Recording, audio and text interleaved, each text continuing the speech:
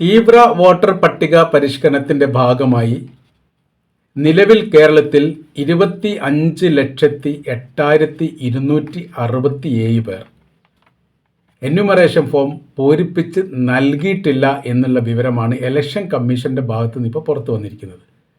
അങ്ങനെ വരുന്ന സമയത്ത് അത് ഏറെ ഞെട്ടലുണ്ടാക്കുന്ന കാര്യമാണ്. അതിൻ്റെ ചില വിവരങ്ങളൊക്കെ അതിൻ്റെ അടിഭാഗത്ത് അവർ പറയുന്നുണ്ട്. അതിൽ മരണപ്പെട്ടവർ, ഇതുവരെ കണ്ടെത്താൻ കഴിയാത്ത ആളുകൾ, താമസം മാറിപ്പോയവർ, പിന്നെ പ്രവാസികളായി ബന്ധപ്പെട്ടവർ. അപ്പോൾ അത്തരം ആളുകളുടെ ആയിരിക്കും ഈ എന്യൂമറേഷൻ ഫോം നൽകാത്തതോ അല്ലെങ്കിൽ നൽകിയതിന് ശേഷം തിരിച്ചു നൽകുകയോ ചെയ്യാത്തത്. 99.93% തിരികെ നൽകിയിട്ടുണ്ട് എന്നാണ് കമ്മീഷൻ പറയുന്നത്. അഥവാ 2,78,32,269 ഫോമുകൾ തിരികെ നൽകി. ഈ പറയപ്പെട്ട 25 ലക്ഷത്തിൻ്റെ മേലെ ഇനും തിരികെ നൽകാൻ ബാക്കിയുണ്ട്. അങ്ങനെ വരുന്ന സമയത്ത് അവിടെ കരട് വോട്ടർ പട്ടികയിൽ ഈ പറയപ്പെട്ട ആളുകൾ ഉണ്ടാവാൻ സാധ്യതയില്ല എന്നുള്ളത്. പിന്നീട് രണ്ടാം ഘട്ടത്തിൽ ഉണ്ടാക്കുക എന്ന് പറയുന്നത് വളരെ ശ്രമകരമായിരിക്കുന്ന കാര്യമാണ്. ഈ തീവ്ര വോട്ടർ പട്ടിക ഒരു നിസ്സാരമായിരിക്കുന്ന കാര്യമല്ല, അത് വളരെ ശ്രദ്ധിക്കേണ്ടതാണ്. പല ഘട്ടങ്ങളിലും നമ്മളത് പറഞ്ഞിട്ടുണ്ട്. പ്രത്യേകിച്ച് ഇതിലേക്ക് ചേർന്ന് നിൽക്കാത്തവർ പ്രവാസികളാണ്. വളരെ കുറഞ്ഞൊരു ശതമാനം മാത്രമേ പ്രവാസികൾ ഇതിലേക്ക് എന്യൂമറേഷൻ ഫോമുമായിട്ട് ബന്ധപ്പെട്ടോ അല്ലെങ്കിൽ പുതിയ വോട്ടർ ലിസ്റ്റിൽ പേര് ചേർക്കാൻ വേണ്ടിയിട്ട് ശ്രമം നടത്തുകയോ ചെയ്യാത്തവരിൽ ഭൂരിപക്ഷവും പ്രവാസികളാണ്. ഇത്രയും കാലം ജീവിതത്തിൽ ഇന്ന് വരെ വോട്ട് ചെയ്യാത്തവരുണ്ടെങ്കിൽ അത് പ്രവാസികളായിരിക്കും. ഇതുവരെ ഐഡൻറ്റി കാർഡ് കിട്ടാത്തവരുണ്ടെങ്കിലും വോട്ടർ ലിസ്റ്റിൽ പേര് വന്നിട്ടില്ലെങ്കിലും അതും നല്ലൊരു ശതമാനം, അതായത് 90% മേലും പ്രവാസികളായിരിക്കും. അവരെ ഒരുപക്ഷെ ഇത് സാരമായിട്ട് ബാധിക്കാനുള്ള സാധ്യതകൾ വിലയിരുത്തുന്നു. ഇപ്പോൾ ഇന്നത്തെ ദിവസം ഈ സുപ്രഭാതം പത്രത്തിൽ 58 ലക്ഷം പേര് ഇല്ലാത്ത കരട് വോട്ടർ പട്ടിക പ്രസിദ്ധീകരിച്ചുമായിട്ട് ബന്ധപ്പെട്ട റിപ്പോർട്ട് പ്രാധാന്യത്തോടു കൂടി കൊടുത്തിട്ടുണ്ട്. നമ്മൾ ശ്രദ്ധിക്കേണ്ടതാണ്. ഇന്ന് പറയുന്ന സമയത്ത് 17-ാം തീയതി ഡിസംബർ മാസം 2025 സുപ്രഭാതം പത്രത്തിൽ വന്ന പ്രധാനമായിരിക്കുന്ന ഒരു റിപ്പോർട്ട്. അത് ആശങ്കയുണ്ടാക്കുന്നതാണ്. അത് ഭാവിയിൽ ഇനി കേരളത്തിലേക്കും എത്താനുള്ള സാധ്യതയുണ്ട്. ആ റിപ്പോർട്ടൊന്ന് വായിച്ചു നോക്കാം. 58 ലക്ഷം പേരെ ഒഴിവാക്കി കരട് വോട്ടർ പട്ടിക പ്രസിദ്ധീകരിച്ചു എന്നുള്ളതാണ് അതിൻ്റെ ഹെഡിങ് കൊടുത്തത്. ഫസ്റ്റ് പേജിൽ തന്നെ അതിൻ്റെ റിപ്പോർട്ടുണ്ട്. കൊൽക്കത്ത റിപ്പോർട്ടാണ്. തെരഞ്ഞെടുപ്പ് കമ്മീഷൻ കേരളത്തിൽ ഉൾപ്പെടെ നടത്തി വരുന്ന വിവാദ വോട്ടർ പട്ടിക തീവ്ര പരിഷ്കരണം SIR നടപടികളുടെ ഭാഗമായി 58 ലക്ഷം പേരെ നീക്കി പശ്ചിമ ബംഗാളിൽ കരട് വോട്ടർ പട്ടിക പ്രസിദ്ധീകരിച്ചു. അപ്പോൾ അങ്ങനെ വരുന്ന സമയത്തുള്ള വിഷയം എന്ന് പറഞ്ഞാൽ ഇനി ഫെബ്രുവരി മാസത്തിലാണ് വോട്ടർ പട്ടികയുടെ അവസാനത്തെ ഫൈനൽ വോട്ടർ പട്ടിക പ്രസിദ്ധീകരിക്കുക. അപ്പോൾ ഏറെക്കുറെ ഇത്രയും ആളുകൾ പുറത്തായി കഴിഞ്ഞാൽ അവർക്ക് വോട്ട് ചെയ്യാൻ പറ്റില്ല എന്ന് പറയുന്ന സമയത്ത് പിന്നീട് ഭാവിയിൽ പൗരത്വവുമായിട്ട് ബന്ധപ്പെട്ട വിഷയത്തിലേക്ക് വോട്ടർ പട്ടിക ഈ ഒരു പ്രധാന ഘടകമായിട്ട് വരുന്ന ഒരു സാഹചര്യം ഉണ്ടാവുകയാണെങ്കിൽ തീർച്ചയായിട്ടും അത് സാരമായിട്ട് ബാധിക്കും എന്നുള്ളത് ഉറപ്പാണ്. ബംഗാളിന് ശേഷമാണ് ഇപ്പോൾ ആസാമുമായിട്ട് ബന്ധപ്പെട്ട വിഷയങ്ങളും പുറത്തു വരുന്നത് എന്ന് ചുരുക്കം. അതിന് തുടർച്ചയായിട്ട് പറയുന്നത് ഇങ്ങനെയാണ്. ബീഹാറിൽ 47 ലക്ഷം പേരെ ഒഴിവാക്കിയതിനെ തുടർന്നുള്ള വിവാദം നിലനിൽക്കുകയാണ്. 4 മാസത്തിനുള്ളിൽ നിയമസഭാ തെരഞ്ഞെടുപ്പ് നടക്കാനിരിക്കുന്ന പശ്ചിമ ബംഗാളിലും തെരഞ്ഞെടുപ്പ് കമ്മീഷന്റെ കടും വെട്ടാണ് ഇപ്പോൾ ഉണ്ടായിരിക്കുന്നത്.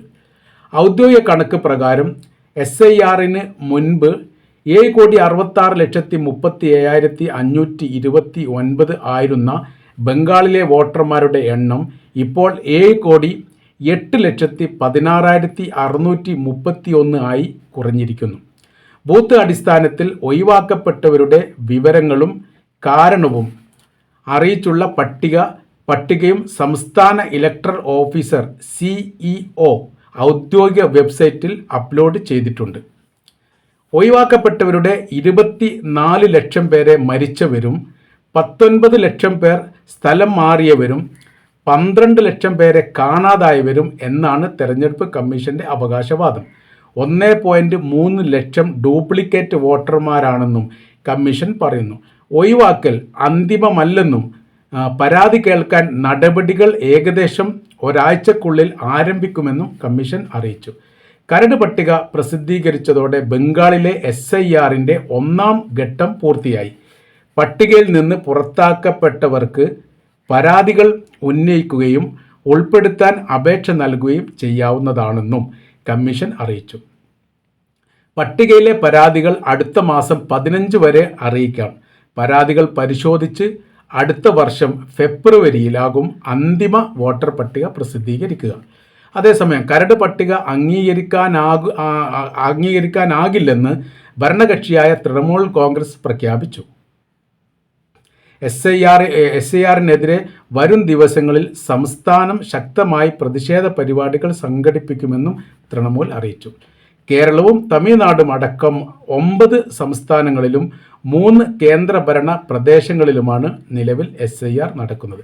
ഇതാണ് അതിന് ആ റിപ്പോർട്ടിൻ്റെ പ്രധാനമായിരിക്കുന്ന ഭാഗങ്ങൾ കാണുന്നത്.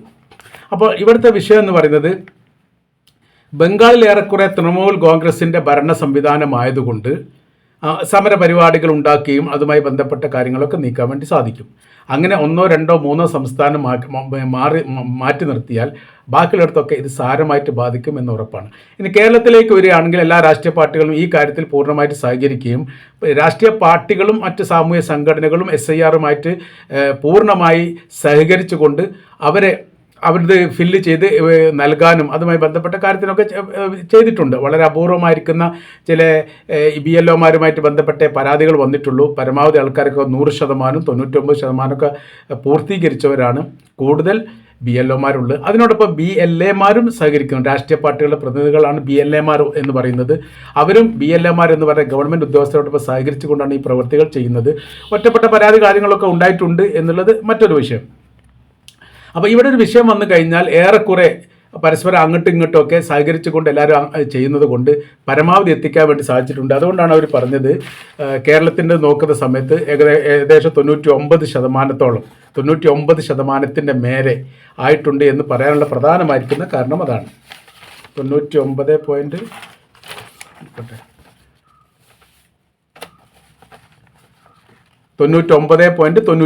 എന്നാലും 25 ലക്ഷം വോട്ടർമാർ, 25,08,000 ചില്ലാനും വോട്ടർമാർ ഇപ്പോഴും ന്യൂമറേഷൻ ഫോം തിരിച്ച് നൽകിയിട്ടില്ല എന്നാണ് പറയുന്നത്.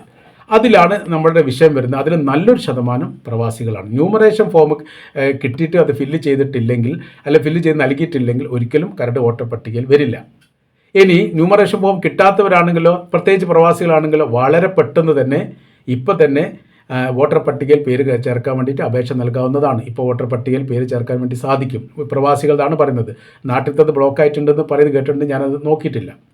അപ്പോൾ അവർ വളരെ പെട്ടെന്ന് എന്ത് ചെയ്യണം, അതിൻ്റെ സംവിധാന കാര്യങ്ങൾ ചെയ്തിട്ടില്ലെങ്കിൽ അത് ഭാവിയിൽ സാരമായിട്ട് ബാധിക്കും എന്ന കാര്യത്തിൽ സംശയമില്ല. കാര്യം എന്ന് പറഞ്ഞാൽ ഇപ്പം ഏറ്റവും എളുപ്പത്തിൽ നമുക്കൊരു ഫോം വെച്ചുകൊണ്ടോ അതല്ലെങ്കിൽ സൈറ്റിൽ കയറിയിട്ടോ ഈ പരിപാടി ചെയ്യാൻ പറ്റുന്നതാണ്. ഒന്നുകിൽ ഫോം വെച്ച് കഴിഞ്ഞ് ഫില്ല് ചെയ്യാം, അതല്ലെങ്കിൽ ഈ സൈറ്റ് ഫോം എന്ന് പറയാൻ ന്യൂമറേഷൻ ഫോം ഫില്ല് ചെയ്ത് നൽകുന്ന കാര്യമാണ് പറയുന്നത്.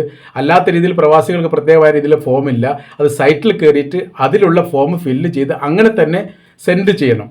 അപ്ലോഡ് ചെയ്ത് പിന്നെ ഫോട്ടോ പാസ്പോർട്ടിൻ്റെ കോപ്പിയൊക്കെ ചേർത്താനുണ്ട്. ആ ചെയ്ത് കഴിഞ്ഞിട്ട് സെൻഡ് ചെയ്യുന്ന സമയത്ത് ഓട്ടോമാറ്റിക്കായി അവരത് റിസീവ്ഡ് ചെയ്ത് കഴിഞ്ഞാൽ നമുക്കൊരു 15 അക്ക നമ്പർ റിട്ടേൺ ആയിട്ട് തിരിച്ചു വരും. അത് നമ്മൾ സൂക്ഷിച്ച് വെച്ചാൽ മതി. കരട് വോട്ടർ പട്ടിക പ്രസിദ്ധീകരിച്ചതിന് ശേഷം പിന്നീട് അടുത്തത് പ്രവാസികളെ പരിഗണിക്കും. ആ പരിഗണിക്കുന്ന സമയത്ത് നമ്മളത് അറിയാൻ വേണ്ടി സാധിക്കും. അത് അറിയിക്കാനുള്ള സംവിധാനമുണ്ട്. നാട്ടിൽ നമ്പറും കാര്യങ്ങളൊക്കെ കൊടുക്കുക. നമ്മളിതിൻ്റെ മുമ്പ് ആ വിഷയമായിട്ട് ബന്ധപ്പെട്ട് പറഞ്ഞിട്ടുണ്ട്. അതിൽ ആർക്കെങ്കിലും സംശയമോ കാര്യങ്ങളോ ഉണ്ടെങ്കിൽ, അങ്ങനെ കിട്ടാത്തവരുണ്ടെങ്കിൽ ഞാൻ താഴെ ഒരു കോൺടാക്ട് നമ്പർ കൊടുക്കുന്നുണ്ട്. അവരുമായിട്ട് ബന്ധപ്പെട്ടാൽ അവരത് ചെയ്തു തരുന്നതാണ്. നിങ്ങൾക്ക് ഡയറക്റ്റ് ആയിട്ട് ചെയ്യാൻ പറ്റും. സൈറ്റിൽ കയറിയിട്ട് നമ്മളെ സൈറ്റിൽ കയറിയിട്ട് എങ്ങനെ ചെയ്യണം എന്നുള്ളതിനെക്കുറിച്ചുള്ള വിവരങ്ങളൊക്കെ കഴിഞ്ഞ വീഡിയോയിൽ 1-2 വീഡിയോയിലൊക്കെ നമ്മൾ പറഞ്ഞിട്ടുണ്ട്. അത് യൂട്യൂബ് പരിശോധിച്ചാൽ അത് അറിയാൻ വേണ്ടി സാധിക്കുന്നതാണ്. ഇതിനെ നിസ്സാരവൽക്കരിക്കുന്ന സമയത്ത് അതിന് സാരമായിരിക്കുന്ന വിഷയങ്ങൾ വരും. കാര്യം എന്ന് പറഞ്ഞാൽ ഈ കരട് വോട്ടർ പട്ടിക എന്ന് പറയുന്നത് SIR ആയിട്ട് ബന്ധപ്പെടുന്നത് നമ്മളിപ്പോൾ കേൾക്കുകയാണെങ്കിൽ ലോകാടിസ്ഥാനത്തിൽ മുമ്പ് അത് പല ഭരണാധികാരികളും പരീക്ഷിച്ചതാണ്. അവരത് വിജയിച്ചതാണ്.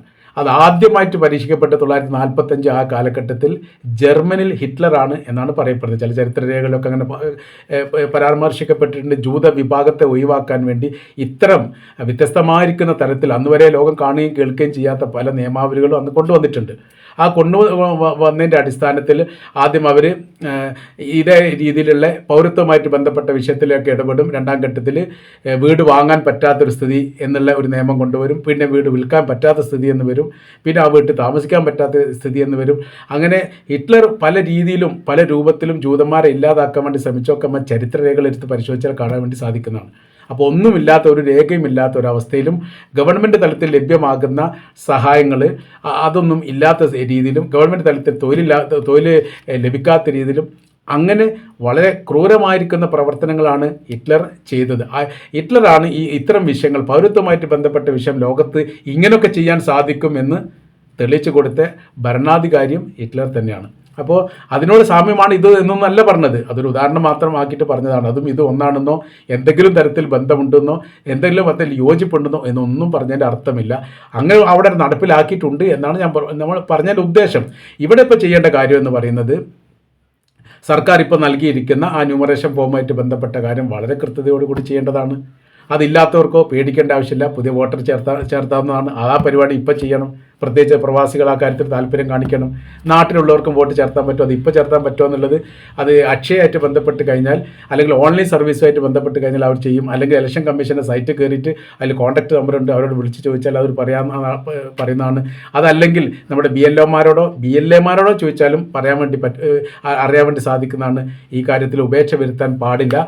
ഉപേക്ഷ വരുത്തി കഴിഞ്ഞാൽ നമ്മളത് സാരമായിട്ട് ബാധിക്കുമെന്നാണ് ഇപ്പോഴത്തെ രാഷ്ട്രീയ സംവിധാന കാര്യങ്ങളൊക്കെ അല്ലെങ്കിൽ സാഹചര്യങ്ങളൊക്കെ നോക്കുന്ന സമയത്ത് മനസ്സിലാകുന്നത്. Thank you.